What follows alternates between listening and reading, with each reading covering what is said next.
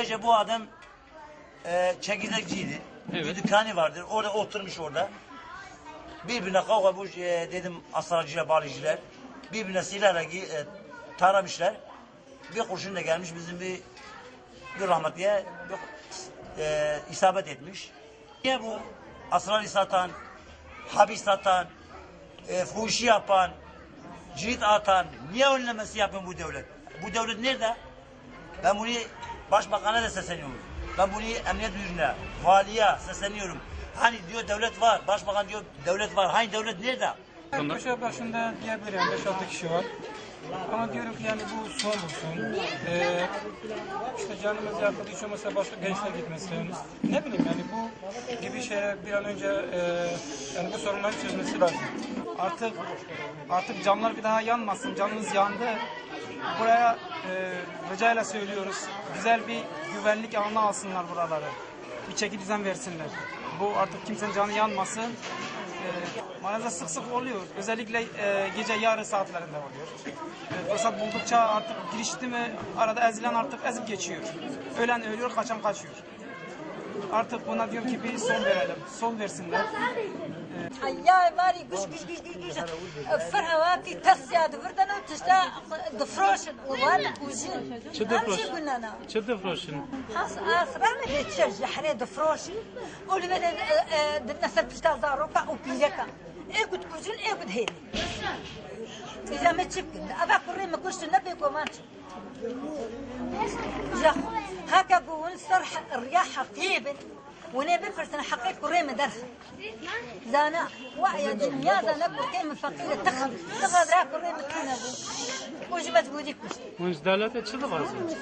أم الدولة تشد خوازن برا درخم بأكيولو برا بكيولو في كوري مكرية برا درخم قصاصي بدرخم كوري متسكي خراب نكرية شونا البردة بيت كان خرجتش بدل تاخد بيفدانيني بایا سه زارو کی وینر جناویه مازه کی خودیتsa کی جنایی خودیتsa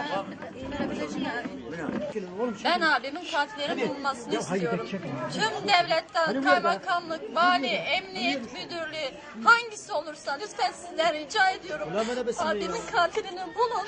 Onun maganda kurşuna gitti. Kavga ettiler. Abimin sırtından vurdular. Lütfen yalvarıyorum size emniyet amirlerinden, adliyeden lütfen yalvarıyorum kaymakamlık olsun. Lütfen abimin katili bulunsun. Bunu istiyoruz. Artık bitsin bu esrar, bu hırsızlık, bu maganda kurşunlar. Kimsenin ocağı sönmesin. Bizim ocağımızı söndürdüler. Onların ocağı sönmesin. Kimseninki. Yalvarıyorum size. Lütfen, lütfen kesilsin bunlar artık. Bitsin bu işkenceler, bitsin bu ölümler. Kimsenin ocağı yanmasın, sönmesin. Yalvarıyorum size. Abi kadar, kardeş kadar, ana kadar, baba kadar acı yok. Kimsenin ocağını yakmayın, lütfen. Onu hakkını arıyorum. Kim bana huzur edeyim ben? Aman. Konuşamıyorsa niye geldin?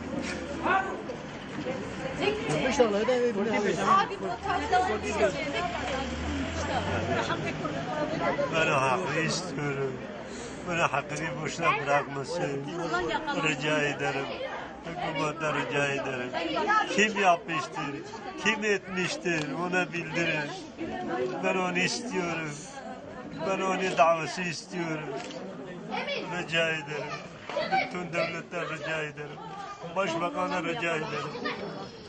Onu hakkını kaybetmeyin. Böyledir, fakirdir, yetimdir. Kesimize yok ki. Rica ederim.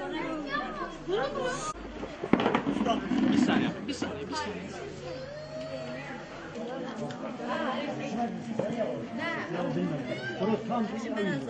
Bu şerefsiz katillerin bulunmasını istiyorum. Babamın kanlı yerde kalmasın lütfen. Ne olur bulun.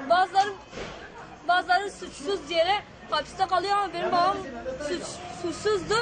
Yani şimdi cenazeye gitti yani. Bu çocuklar hep yetim kaldı. Kim sahip çıkacak? Kim sahip çıkacak? Hiç kimsenin haberi olmadan dükkanın orada durduruyor. Sırttan vurulur mu? Hiç mi insanda şerefsizlik yok? Vicdan yok? Katiller işte. Şehit oldu. Biz o insanı yakalanmasını istiyoruz. Yakalanmasa bile ben kendim uğraşacağım. O uyuşturucunun neyin içindeyse yakalayacağım, öğreneceğim, bulacağım da.